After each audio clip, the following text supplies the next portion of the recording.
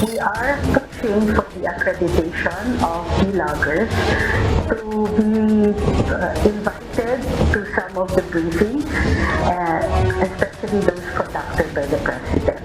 It's dangerous in the sense that we have various forms of fake news, particularly historical denialism and red tagging. So the perpetrators wouldn't be, provided too much privilege in terms of access to information. You don't do that at the expense of the journalists. The Malacanang Press Corps meanwhile said that they will wait until this accreditation is carried out by the next admin. I think we'll have to take a look at the existing policy first and determine, make a decision later on as to how appropriate they are for the current times.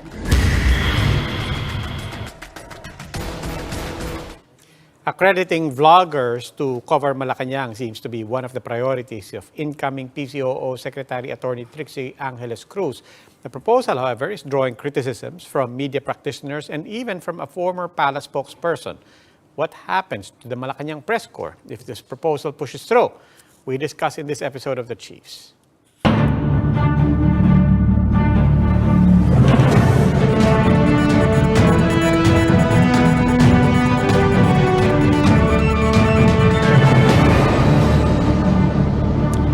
Welcome to The Chiefs. Ako po si Robbie Alampay and with us online, Ami Pamintuan of the Philippine Star, Lucy Cruz Valdez of News 5. Mamaya po sasamahan din tayo ni Ed Lingao dito po sa Mandaluyong. Chiefs, happy Friday!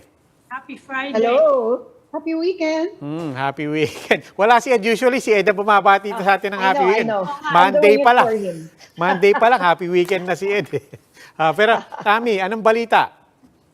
Well, sa COVID, no, sabi ng kumakalat na naman daw, although low risk pa rin tayo. Pero dalawa na lang daw regions ang hindi nagre-register ng increase in COVID cases. So medyo mag-ingat-ingat pa rin tayo. Although low risk classification pa rin tayo. And there's a new variant. Variant to.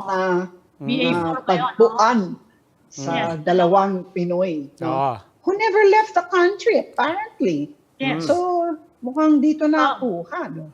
Maya-maya, I think, pag-uusapan din natin yan mamaya. In the meantime, meron tayong guest ngayon, another incoming member of the new cabinet. Joining us, incoming Tourism Secretary Cristina Frasco. Good evening. Welcome to the Chiefs. Secretary Frasco. Good evening. Good evening, Mayor. Pero secretary na. Mayor-elect. Although mayor na pala, re-elected pala. Maayong gabi, good evening all of you. Maayong gabi po. Ma'am, congratulations and let's get right into it. Alam nyo, kanina, we ended the big story with the story about the slogan for tourism. It's more fun for all. Pagkatapos, merong yung isang feature namin, yung the PWD, yung a deaf mute na nagbibigay ng tourism. Talagang napaka-inspiring and it's a perfect way to lead us to incoming Secretary Frasco. Ma'am, ano po ba nakikita nyo? What are your big plans for tourism? At ano pa po ang mga challenges natin ngayong nagbubukas pa lang ang ekonomiya? Well, our country faces big challenges coming out of the pandemic and the various calamities that have befallen our various provinces, especially Cebu, that has just come out of having been gravely affected by Super Typhoon Odette. But the future is very promising, not just for tourism, but for our country, especially with our President-elect having just obtained a mandate of over 31 million and our Vice President-elect having obtained a mandate of over 32 million.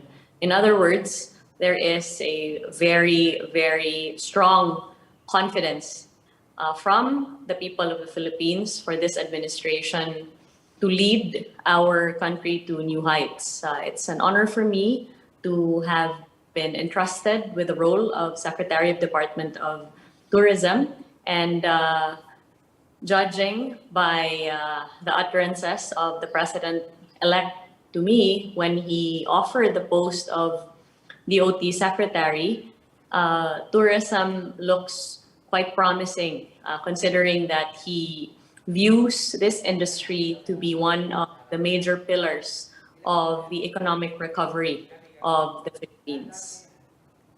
Well, tourism has been one of the most battered, arguably the most battered of the industry sectors.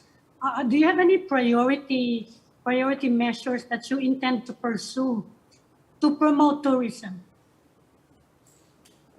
The battering of the tourism industry has not only been felt in terms of the dip in numbers and obviously the economic impact of this on businesses that are related to tourism, but also most strongly felt in the tourism stakeholders, from business owners to employees to those whose livelihoods solely depend on tourism.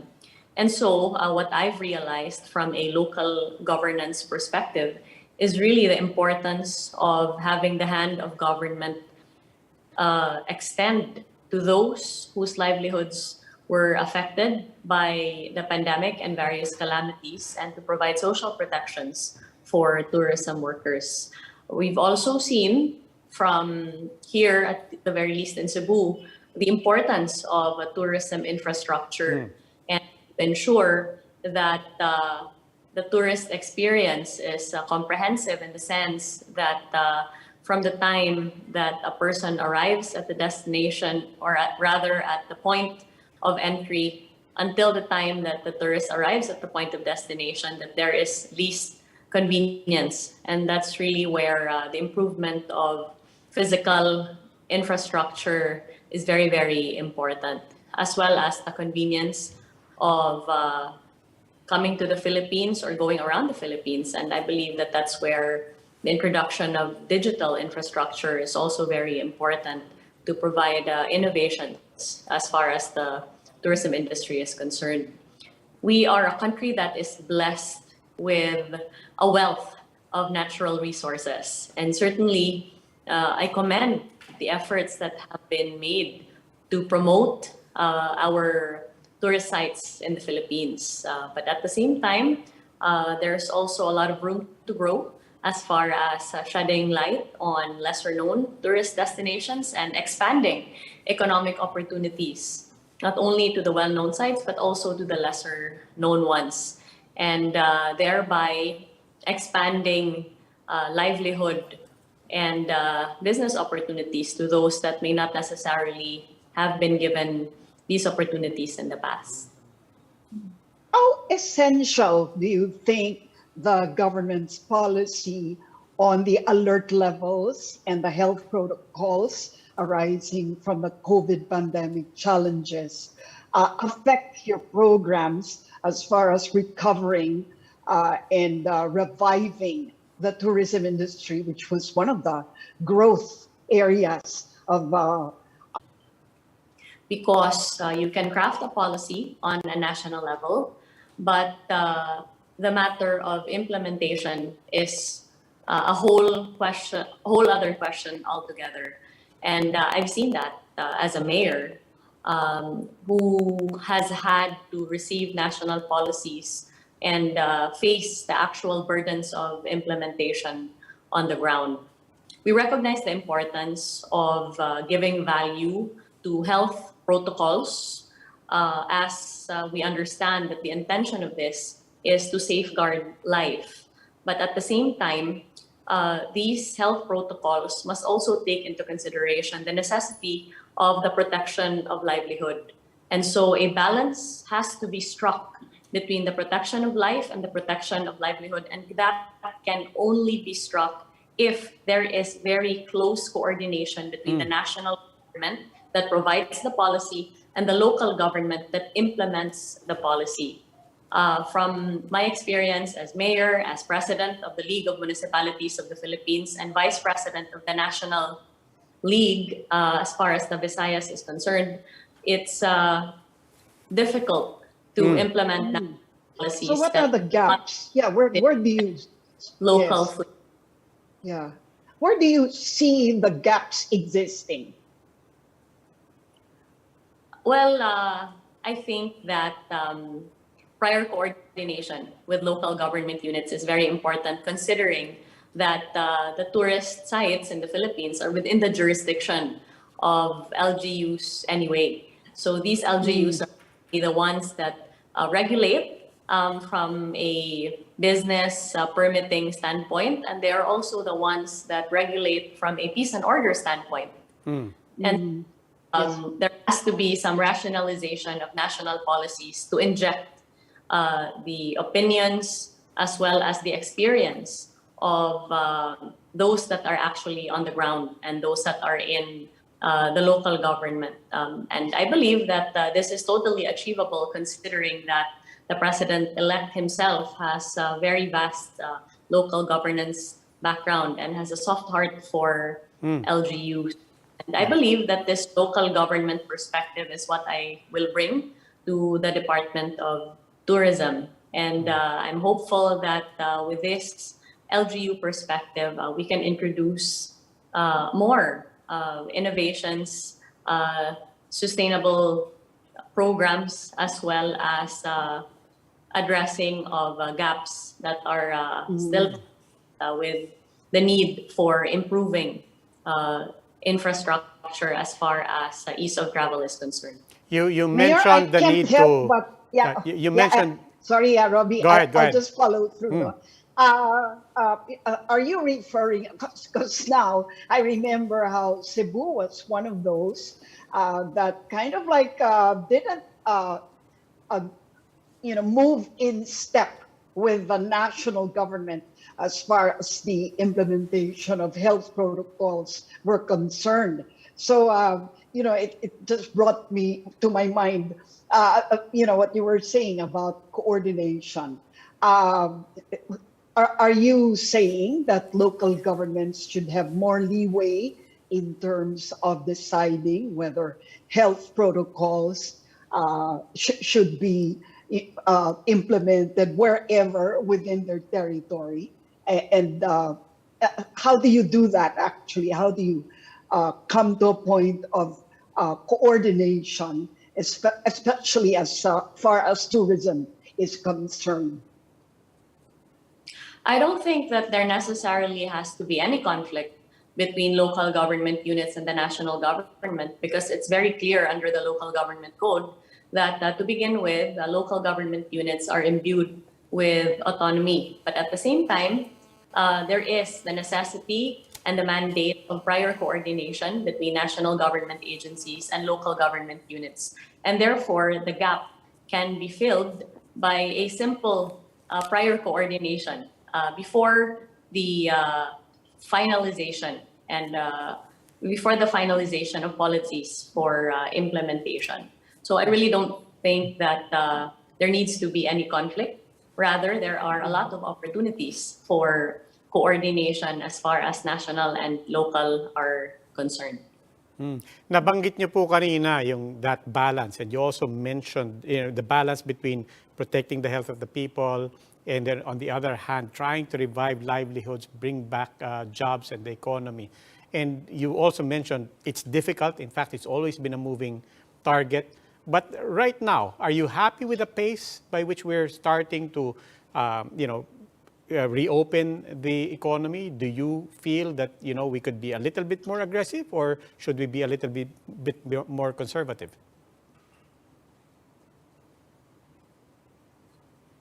Well, first of all, I'm very thankful to the current administration of President Rodrigo Roa Duterte that has made strides as far as trying to cushion the impact of the economic blows of the pandemic, and the efforts as well that have been made by the current administration of the Department of Tourism in opening up the venues for tourists to come to the Philippines again.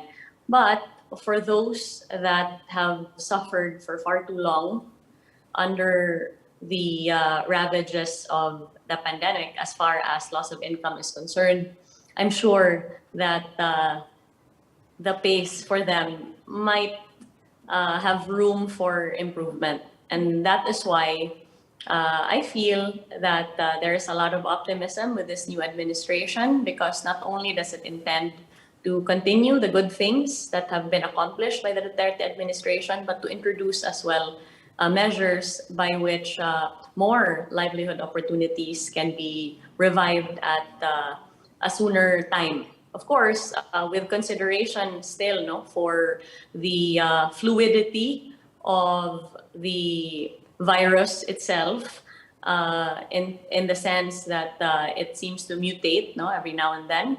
But for me, from my own perspective as a mayor, what I've seen in Liloan with more than 70% of my population having been vaccinated is that it's becoming easier and easier for us to open up. And this is also what we anticipate to be happening all over the country as our vaccination rates continue to go up, as our population is more shielded from the threat of the virus. Then there are opportunities to open up our borders more to foreign tourists. The current tourism campaign has a slogan, "It's more fun in the Philippines." Are you happy with that, or are you planning to tweak it or change it completely? I'm very grateful for all the efforts that have been made by the Department of Tourism and all the hard work that has been put in to the branding of our country. But with the coming administration, my stand is that all of these current and planned and proposed programs will be presented to President-elect Bongbong Marcos for his consideration, as he will set the vision for our country as far as tourism and all other aspects is concerned. And you mentioned new destinations that you want to develop. Can you offhand, can you mention any particular destination?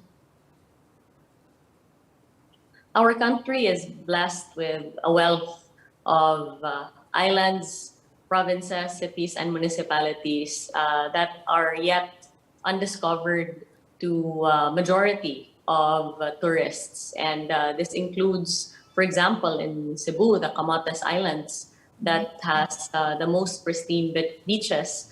But because of difficulties in getting there, have not had the opportunity to be fully developed. But we're very excited for the potential of sites such as this, especially with a new airport coming up in Camotes. I believe that there's still a wealth of potential also in Mindanao that has yet to be fully harnessed. And there is such a rich culture in our people, in our country, that we've only, I think, scratched the surface of the potential of the Philippines. Not only does the beauty of our country rest in the places that we've been blessed with, but also in the people and the products that our local artists, artisans, and makers continue to make, and I believe would really be able to contribute greatly to our tourism industry. What are the new markets that you want to tap? Because I know that the number one tourist nation or nationality are South Koreans or China. Are there other markets that you are eyeing to tap to attract them to come to the Philippines? Well, considering the negative economic impact that our country has suffered because of the pandemic, of course, what would be attractive would be the market that can afford to spend when they come to the Philippines. So there is a certain demographic that can help as far as that is concerned, no matter the nationality.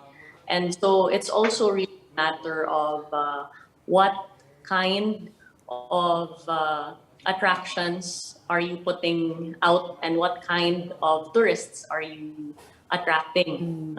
So that will all be part of the more thorough discussions that will be had in the months and years to come.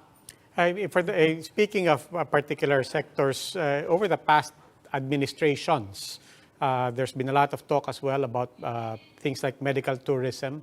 Ano pong nakikita niyong potentials natin doon? What else do we need to invest in to be competitive in that field, if assuming that that is still one of the areas we'd like to compete in?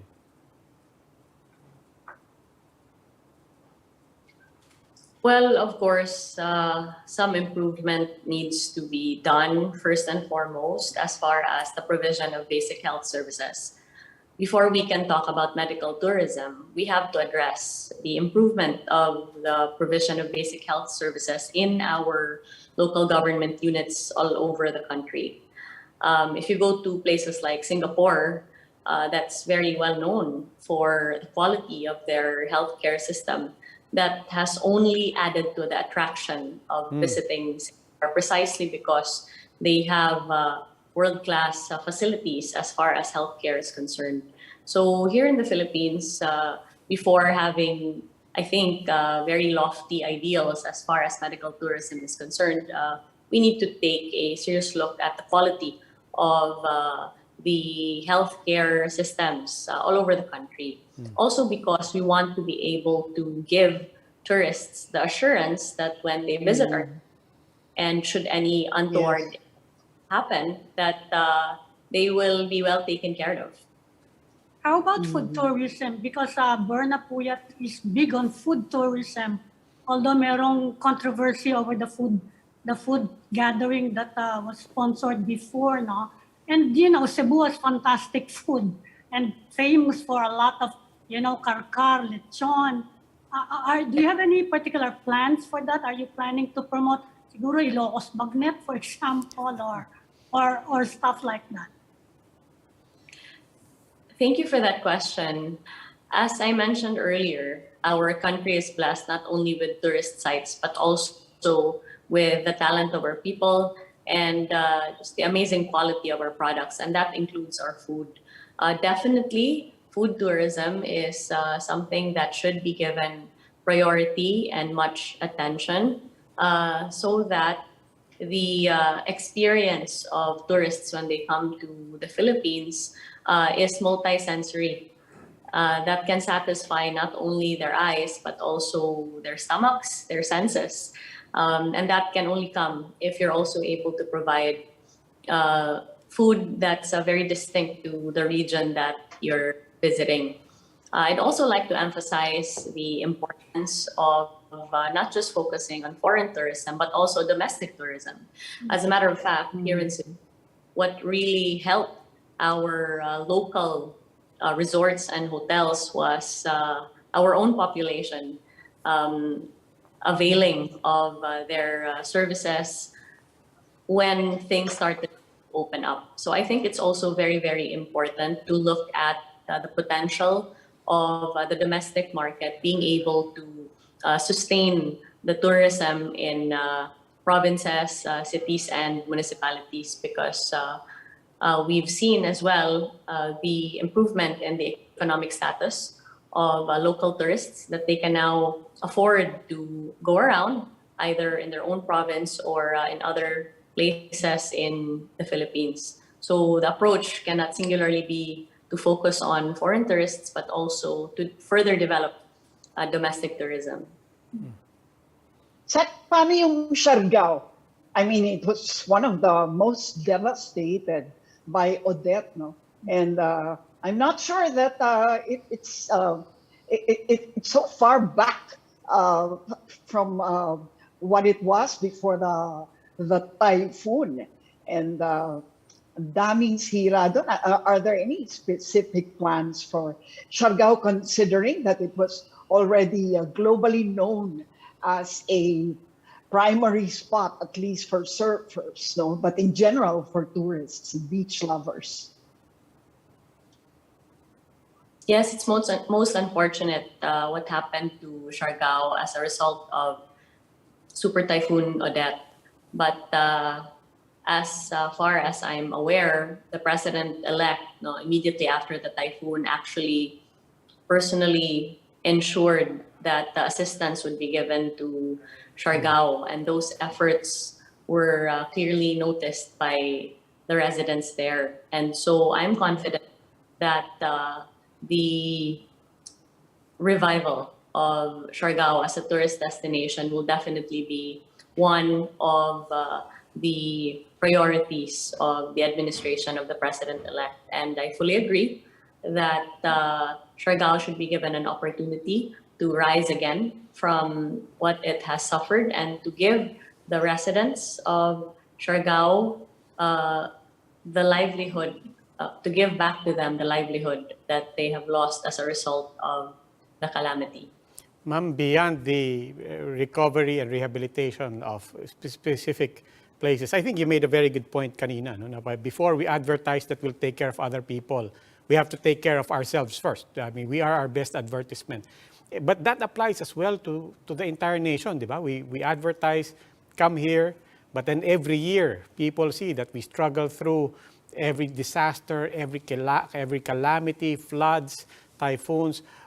What else can we do to also make the entire industry and every province resilient, not just for the sake of tourism, but also for the sake of really making tourism sustainable and something that, you know, brand-wise people see that we are not only a beautiful nation, but a strong and resilient nation as well?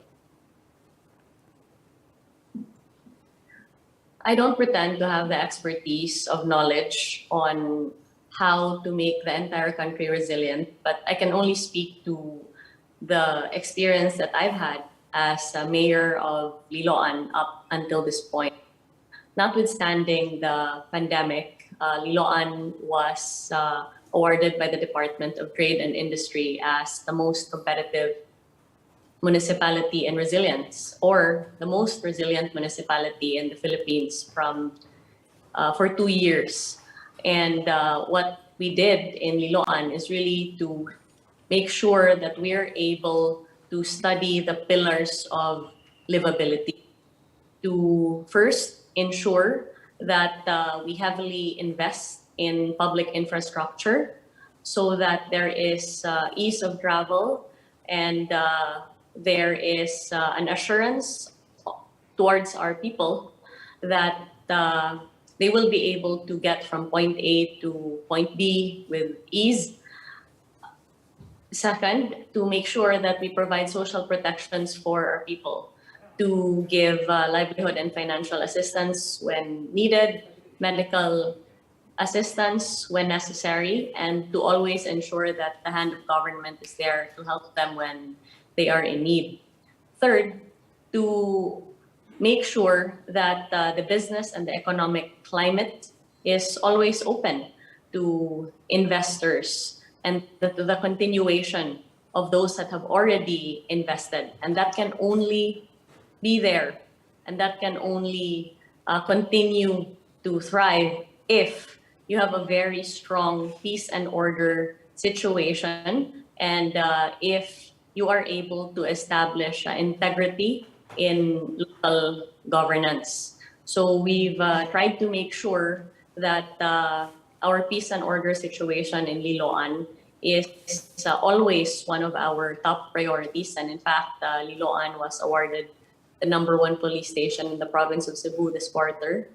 And as far as business friendliness is concerned, it's also very important to establish to both business owners and potential investors that their money is safe where they invest. And that's why it's really quite an honor for us to receive again this year for the 4th time from the Commission on Audit the unqualified or unmodified opinion attesting to the accountability and transparency of government transactions.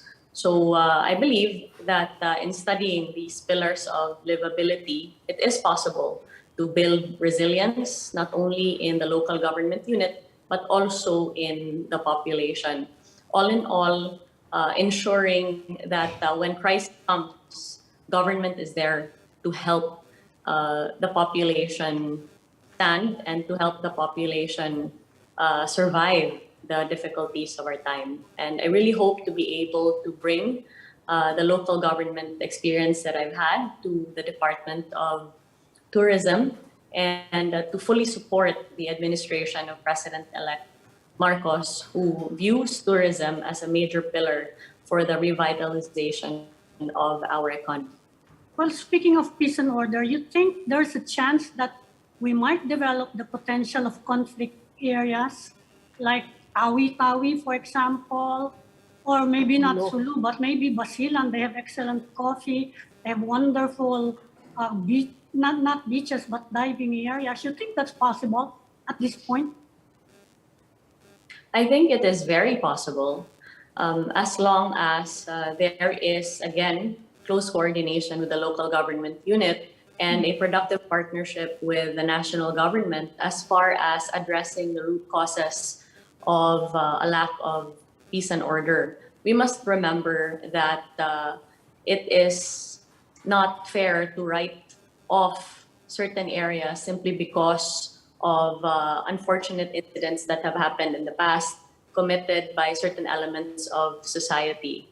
I think the effort should be to continue to reach out and to continue to give opportunities to all, no matter their demographic, no matter their location in the Philippines. Because again, we're blessed with so much as far as natural resources are concerned, and we are blessed even more with the wealth of talent of our people and our products. And that applies to all regions in the Philippines, including those that have suffered conflict in the past few years. And on that note, Mayor Frasco, maybe one last question na lang po. I'm just curious, ano pong marching order sa inyo ni incoming President Ferdinand Marcos Jr. And for you personally, what excites you about becoming Secretary of Tourism? When President-elect Marcos called me to offer to me the position of the Secretary of Tourism, he was quite clear in his vision that tourism is and should be a major contributor to the revitalization of our economy. And I'm very honored to accept this post, if only to contribute to the coming into fruition of that vision.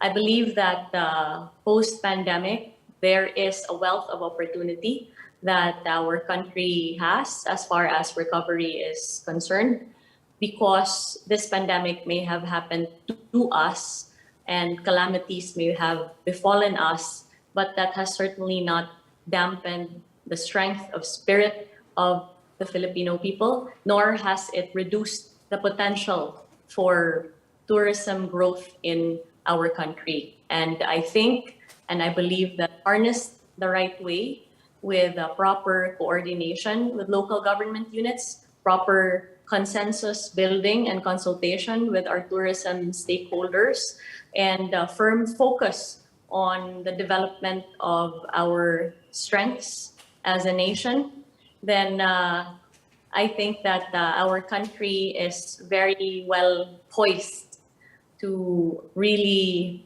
excel as far as tourism is concerned. Okay, Mayor Frasco, ma'am, maraming salamat po. Thank you, Mayor. Thank you, ma'am. May gabi. Liloan Mayor Cristina Frasco is the incoming Secretary of Tourism. Now, please stay with us. The Chiefs will be right back.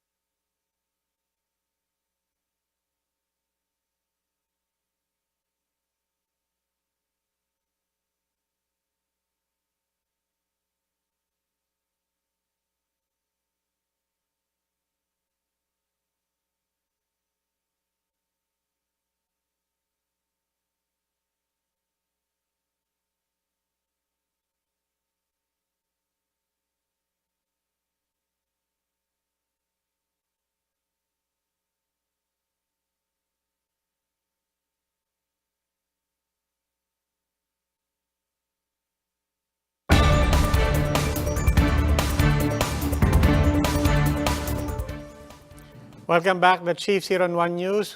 We are now joined by Ed Lingao. Ako po si Robbie Alampay, kasama natin si Lucy Cruz Valdez of News 5 and Ami Pamintuan. And now also joining us, veteran journalist and Center for Media Freedom and Responsibility Trustee Vergel Santos. Good evening and welcome to the Chiefs. Ms. Hi, Vergel guys. Santos. Hi, guys.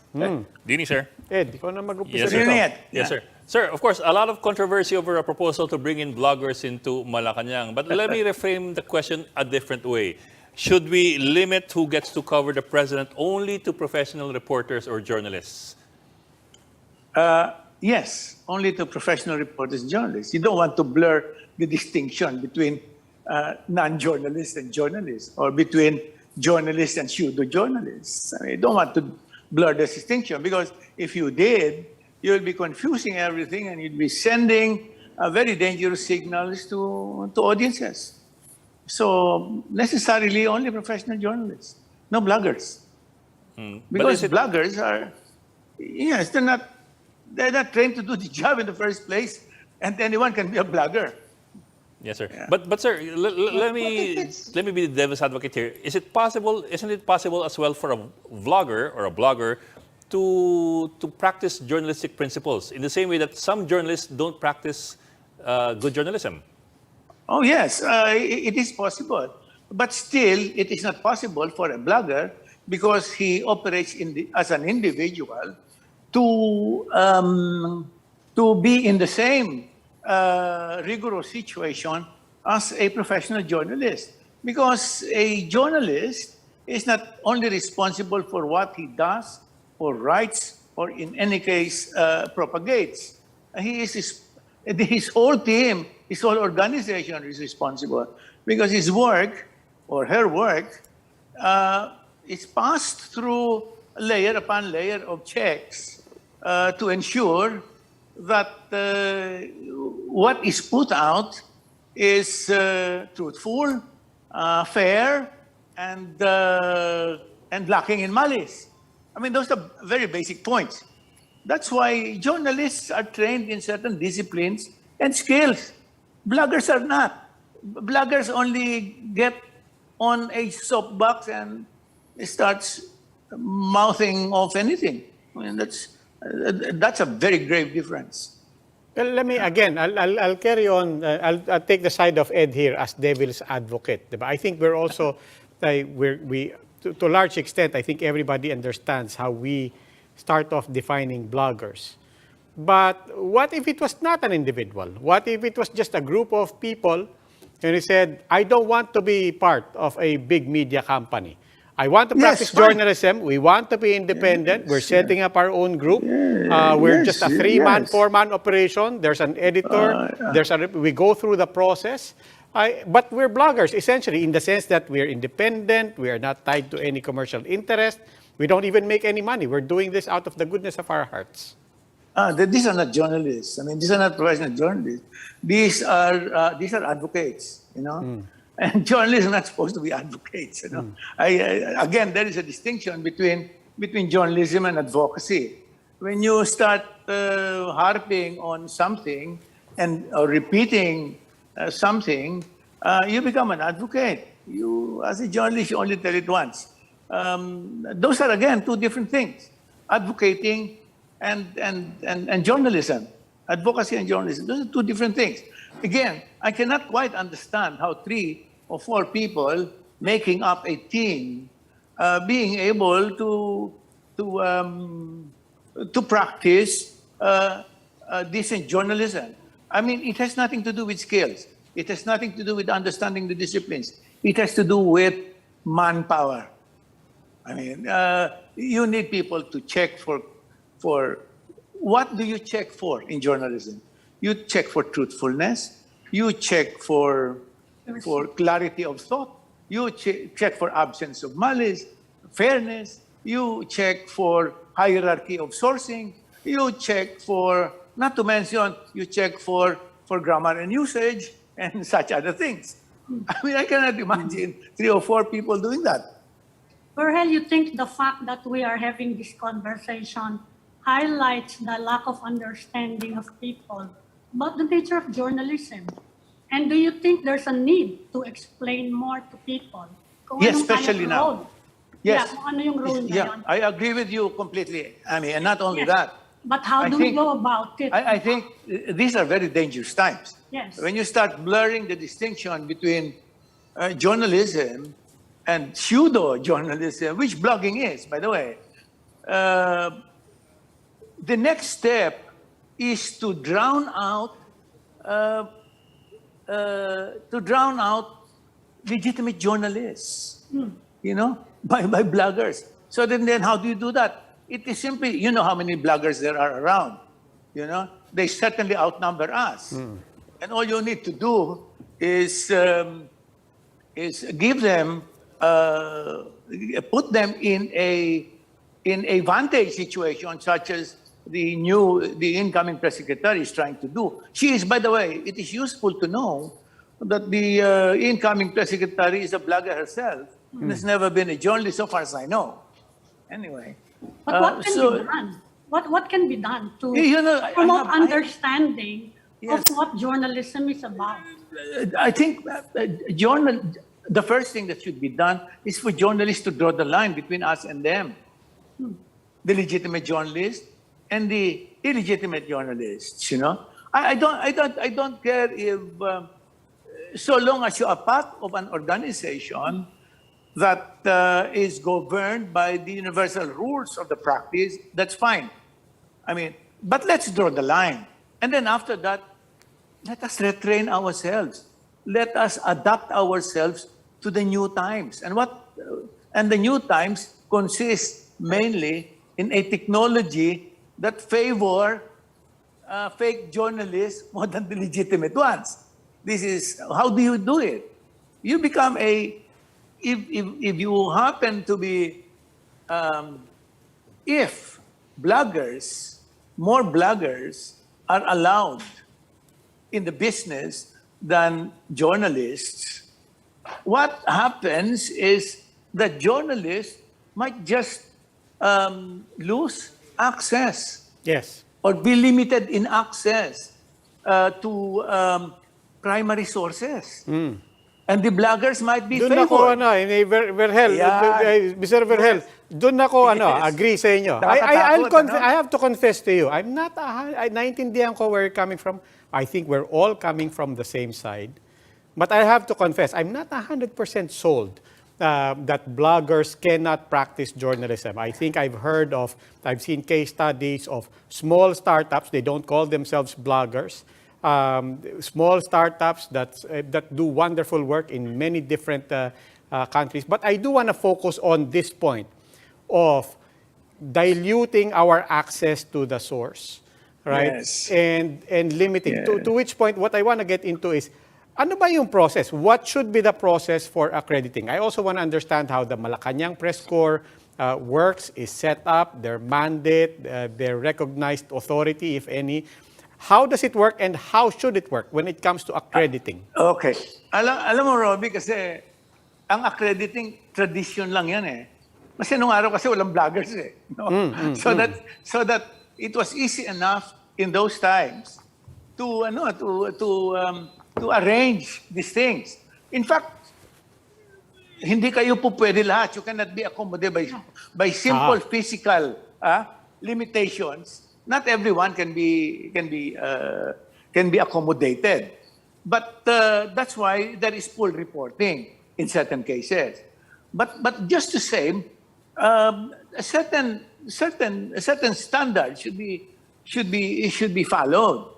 No, like you are saying that in other places there are terrific bloggers. I agree with you that there are terrific bloggers in other places, but they all do limited work, Robbie. Yeah. They do not do as much work or as extensive work as media organizations. That is fine, but given that they are doing limited work, they should also have limited access. Limited work. If you are doing a particular story, you might be allowed certain access to sources that you will require for your stories. Ganun yan no? Meaning it becomes from case to case. Now, but you're covering the president for a national audience. What you need is a national organization of news people. Whatever I think really there is a need to rethink even, no? Rethink our own profession and suit it to these times. Ang nakakatakot talaga yung sinasabi mo, Robin, na wala ka ng sources. If you lose your source, you develop others. They are no longer primary sources, but you can always complain that because you are unable to access primary sources, you settle with secondary sources, and then what you get from them, you speculate from. That becomes a fair idea. Yeah. Study the speculation given what you have. So, kailangan talaga ayusin lahat yan. Yeah. But the thing is, they will choose the vloggers that they will give access to. Exactly. And then they will give statement. I mean, kunyari, President Marcos will now talk to select bloggers, and that's firsthand. And then we will be given copies. That is Luchi, what I would imagine. Yeah. Will Luchi happen, no? naman. So Luchi our naman. role. Hindi, tsaka, I mean, in fairness, di ba, LCV, I think it's fair to say we're not even speculating here. I think part of the trepidation is we yes. saw the behavior. We saw the Exactly. behavior during the campaign. Kaya So, nga. We no, have been di ba? given a foretaste. That's what We have I been mean. given a foretaste of this. Remember that when the president-elect was proclaimed, he limited his press conference to 3 media organizations. Exactly. Two of them masquerading as media organizations, but actually mouthpieces for religious sects. And the third happens to be under a cloud in light of Mr. Marcos's sister's claim that their family own a third of the network. Paano naman yan? So we were given, tama si Robbie, we were given a foretaste of this during the campaign when Marcos would only talk to media he liked. If at all he was in the mood of talking, that was what happened.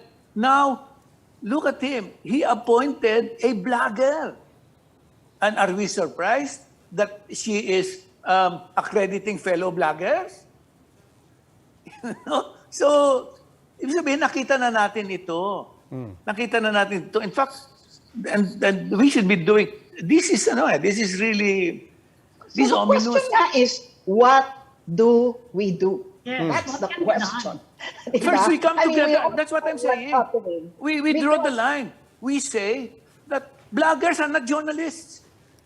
Basic. Yeah, but bloggers are not journalists.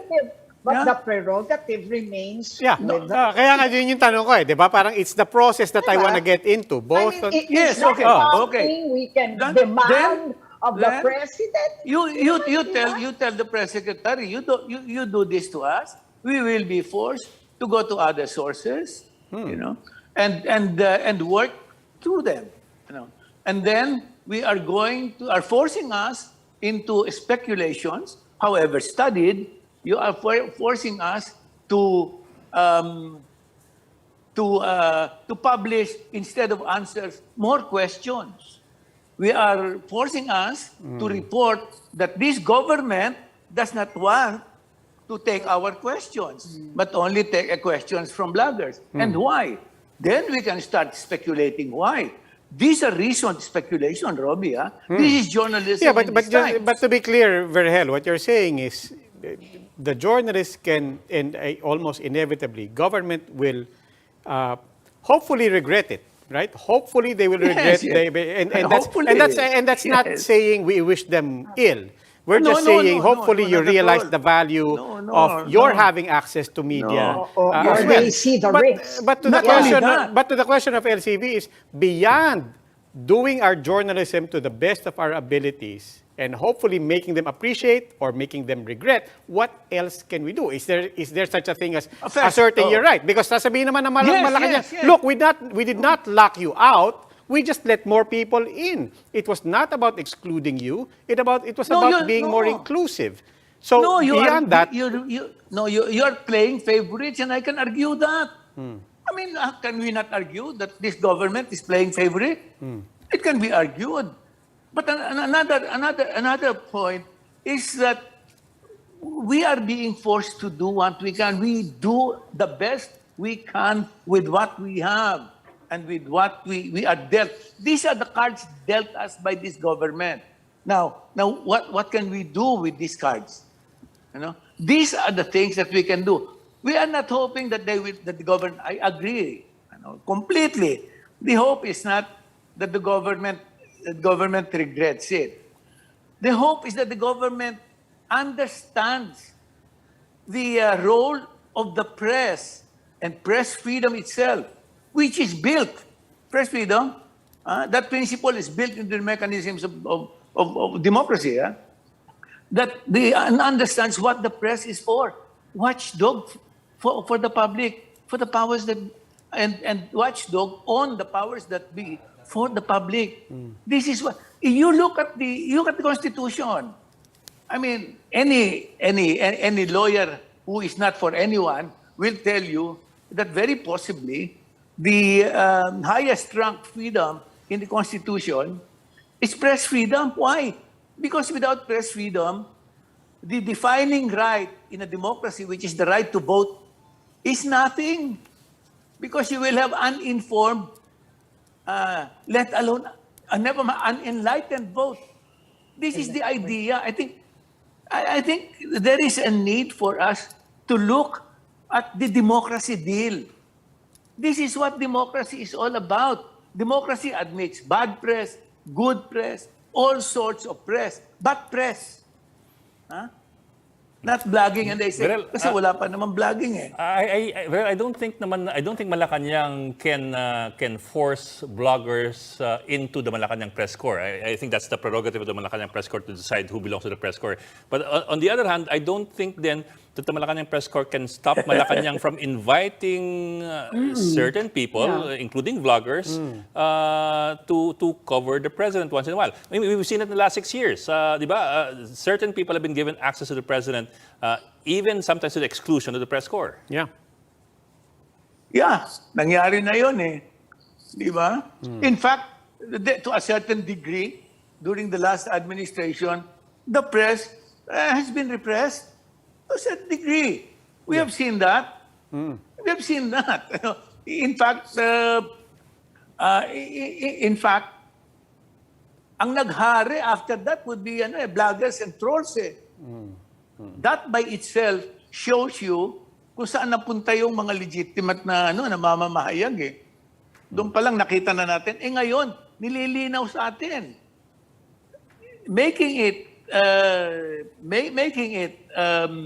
clear, violently clear, that hey, we are for bloggers, we're not for journalists. And the president himself betrayed that sense when he refused to talk to certain journalists. Okay. We'll just have to fight this. Kasi ang tingin ko, yung situation ngayon, this is a half-century backslide eh. This is a frontier situation. This is a frontier situation. And therefore, we are called upon to perform frontier duty. Ano yun? Publish and be damned.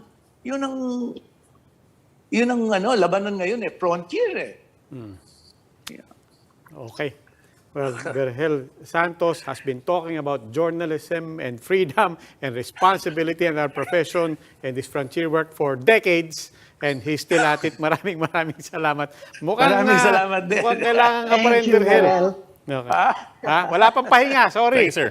Wala pa talaga. Wala tayong magagawa. Forced to good eh. Forced to good. Okay. Maraming salamat, Vergel Santos. Sige, maraming salamat din. Trustee of the Center for Media Freedom and Responsibility. And that will be all for this edition of The Chiefs. We hope what was discussed here will keep the conversation going. Before we go, a reminder to our viewers, mask on, wash hands, stay safe, Philippines. I'm Robbie Alampay. I'm Mami Pamit, one of the Philippine Star. I'm Luchi Cruz Valdez with News 5. I'm Ed Lingao, and we are One News.